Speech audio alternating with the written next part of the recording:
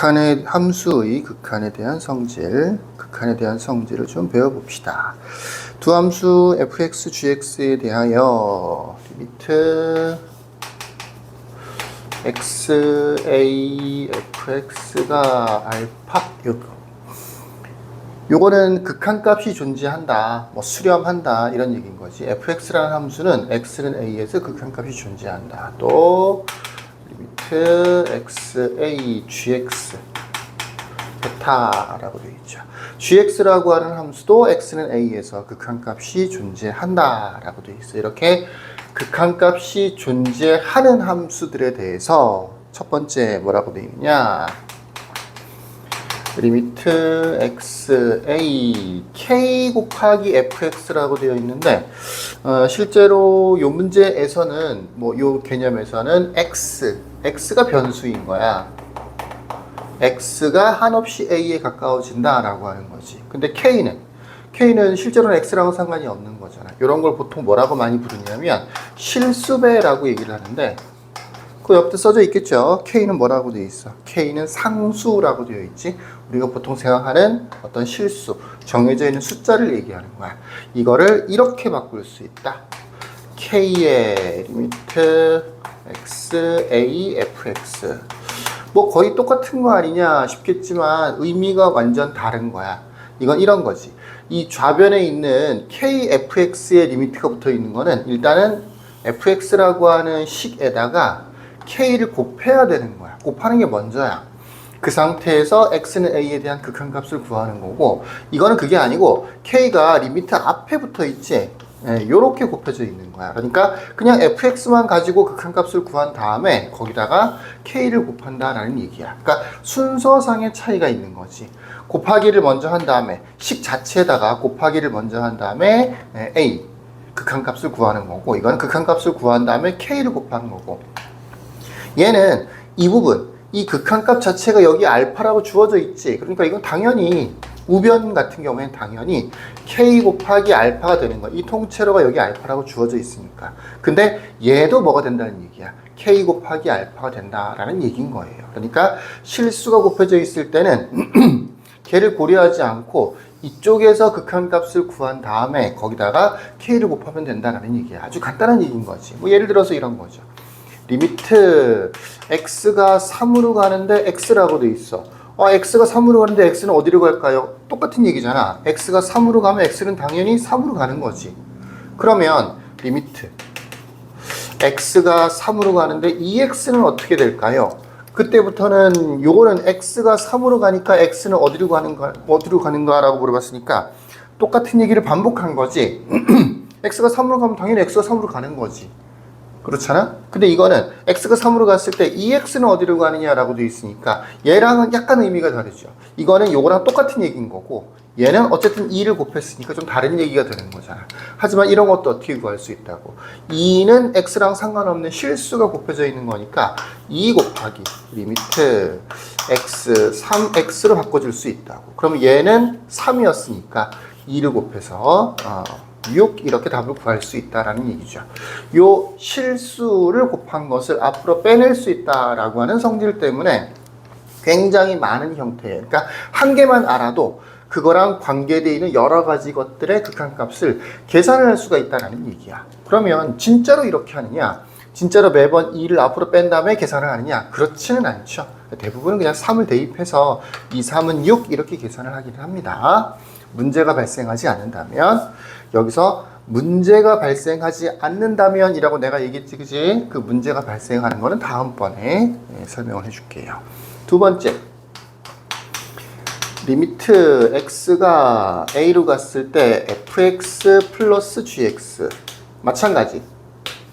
이거를 어떻게 바꿀 수 있다고? 리미트 x가 a로 갔을 때 fx 플러스 리미트 x가 a로 갔을 때 gx로 바꿔 쓸 수 있다고. 이게 두 번째입니다. 역시 여기랑 마찬가지인데 똑같은 것 같은데요 라는 느낌이 들겠지만 계산하는 순서가 다른 거야. 여기서는 일단은 두 식을 먼저 더한 다음에 그 더한 식에 대해서 극한값을 구하라는 얘기가 되는 거고, 이쪽 식은 그게 아니고 각각의 극한값을 구한 다음에 더하세요. 그러니까 계산하는 순서가 반대로 바뀌어도 된다라는 얘기야. 덧셈을 먼저 한 다음에 극한값을 구해도 되고, 그게 아니고 각각의 극한값을 구해서 더해줘도 되고, 얘는 알파라고 되어 있고 얘는 베타라고 되어 있으니까 답은 당연히 뭐가 되겠어? 알파 플러스 베타가 된다 라는 얘기입니다. 세 번째는 요 플러스가 마이너스로 바뀌었는데 마이너스, 그럼 여기도 마이너스로 바뀌겠죠. 그럼 여기도 마이너스로 바뀝니다. 같은 내용인 거예요. 덧셈이나 뺄셈 같은 경우에 계산을 먼저 하고 극한값을 구해도 되고, 극한값을 먼저 구한 다음에 계산을 나중에 해도 된다. 이 1번과 합쳐지면 여러 가지 다항식들, 예를 들어서 리미트 x가 3으로 갔을 때 뭐 2x의 제곱 플러스 5x 마이너스 1 이런 식의 극한값을 구하는 문제가 있다라고 했을 때 우리는 마치 함수처럼 함수값을 구하듯이 x에다가 3을 대입해서 계산을 할 수가 있다고요. 그게 다 어디서 온 거라고? 이 1번이나 2번 또는 3번, 그 다음에 그 밑에 있는 4번, 요런 내용들에서 온 거다라는 얘기입니다. 그러니까 쉽게 얘기하면 부분 계산해서 합치면 정답이 된다라는 얘기야. 이렇게 전체적인 극한값, 식을 먼저 정리를 해야 될 것 같지만 그게 아니고, 전체적인 극한값이 아니고 어떻게 할 수 있다고? 각각에 대한 극한값을 구한 다음에 덧셈, 뺄셈 또는 곱셈 또는 실수배 이런 것들을 따로 해줄 수도 있다라는 얘기야. 그러니까 부분 계산한 다음에 합쳐도 된다라는 얘기야. 언제는? 특별히 문제가 생기지 않을 때는. 자, 중요한 건 이거야. 어떤 극한값을 구하세요 라는 문제가 있을 때 부분 계산해서 전체적으로 합쳐서 정답을 구해줘도 되는 거야. 예를 들어서 그 5번 같은 경우까지를 보면 분수도 가능하다라고 되어 있죠. 예를 들어서 리미트 x가 3으로 갔을 때 x는 얼마예요? 3.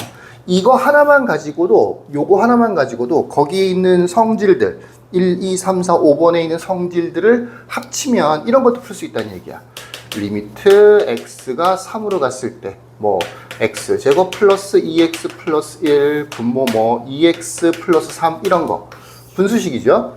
이런 것들도 다 극한값을 부분 계산할 수 있다고요. 이런 식인 거지. 일단은 5번에 있는 것처럼 분수로 되어 있지, 그지? 그럼 이렇게 바꿔줄 수 있다고. 리미트 x가 3으로 갔을 때 2x 플러스 3분의 리미트 x가 3으로 갔을 때 x제곱 플러스 2x 플러스 1. 당연히 보통 문제가 이게 나오면 이렇게 풀지는 않아요. 이렇게 풀어도 된다는 걸 지금 보여주고 있는 거지. 자, 이런 덧셈들은 나눠서 풀 수 있지. 그게 어디서 배웠어? 2번이나 3번에서 얘기를 했었던 거란 말이야. 그럼 얘는 또 어떻게 바꿔줄 수 있어? 리미트 x가 3으로 갔을 때 2x 더하기 리미트 x가 3으로 갔을 때 3분의 이렇게 각각에다 리미트를 붙일 수 있단 말이야. 리미트 x가 3으로 갔을 때 x 제곱 플러스 리미트 x가 3으로 갔을 때 2x 플러스 리미트 x가 3으로 갔을 때 1 나눠 쓸 수 있는 거죠. 또 자리가 없으니까 여기 있는 거 좀 볼까요? 이거는 리미트 x가 3으로 갔을 때 x 제곱인데 이 x 제곱을 뭐라고 볼 수 있어? x 곱하기 x라고 볼 수 있단 말이야. 그러면 내가 여기서 1번하고 2번까지밖에 안 썼기 때문에 안 나와 있지만 거기에 있는 4번을 보시면 fx 곱하기 gx 같은 경우에도 따로따로 리미트 붙였잖아. 가능하단 말이지, 이런 것도. 그 리미트 x가 3x 곱하기 리미트 x가 3x 이렇게 해요.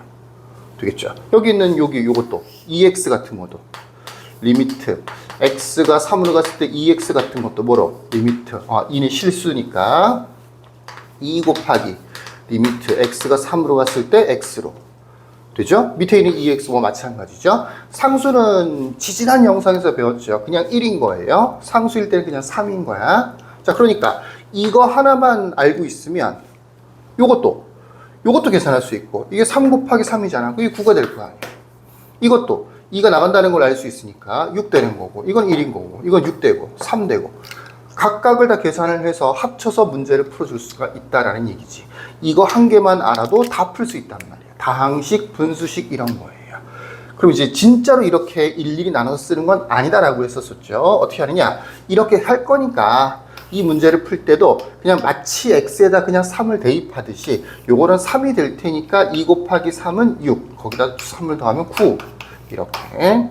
얘는 3 곱하기 3 x제곱인 거니까 9가 될 거고, 그다음에 이건 6이 될 거고, 이건 상수니까 그냥 1 될 거고, 이렇게 부분 극한값을 계산을 해서 조합을 할 수도 있다라는 게 이 극한에 대한 성질입니다. 이 내용을 토대로 해서 밑에 있는 실제적인 함수의 극한의 계산이 만들어지는 거예요. 근데 처음에 뭐라 그랬었어?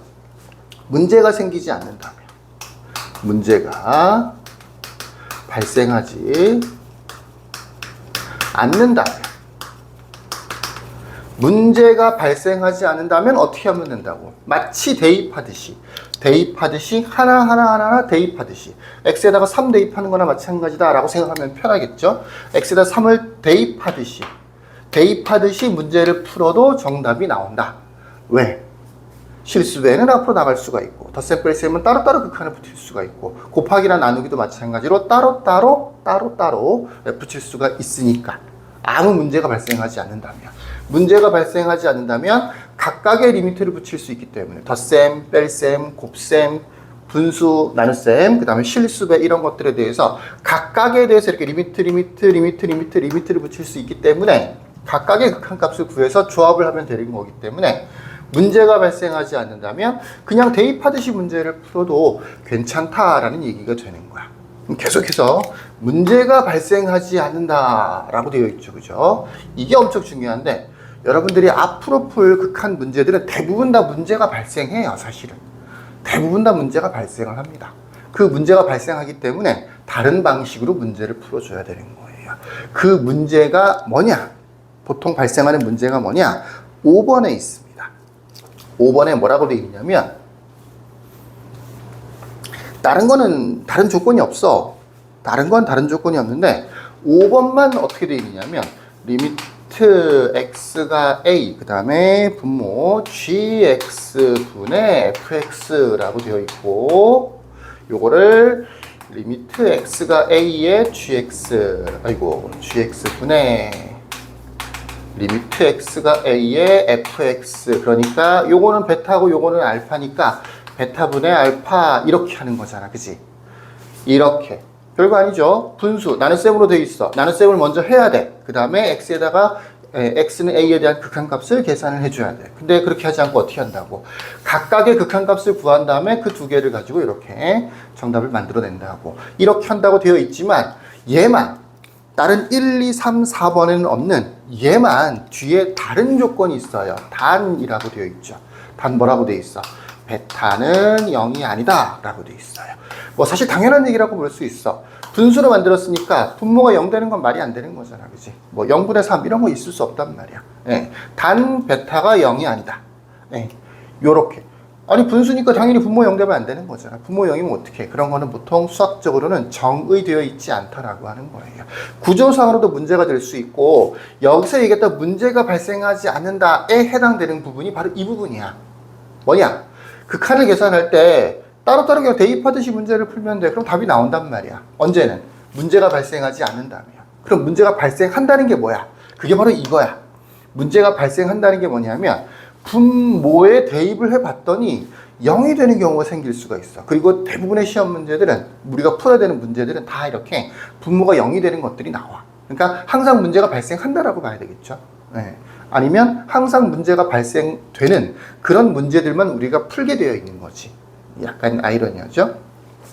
대부분의 경우에는 그냥 대입해서 문제를 풀면 되는데 그게 아니고 대부분 출제는 어떻게 된다고? 우리가 풀어야 되는 문제들은 실제로는 어떻다고? 분모가 0이 되는 경우가 보통 출제가 된다고. 그러면 문제가 발생을 한단 말이지. 그럼 그 문제가 발생하면 그냥 대입해서 0분의 얼마 이렇게 답을 쓸 수는 없잖아. 그러니까 다른 방법으로 문제를 풀어줘야 되는 거예요. 자, 그 내용을 다음 영상에서부터 소개하도록 하죠.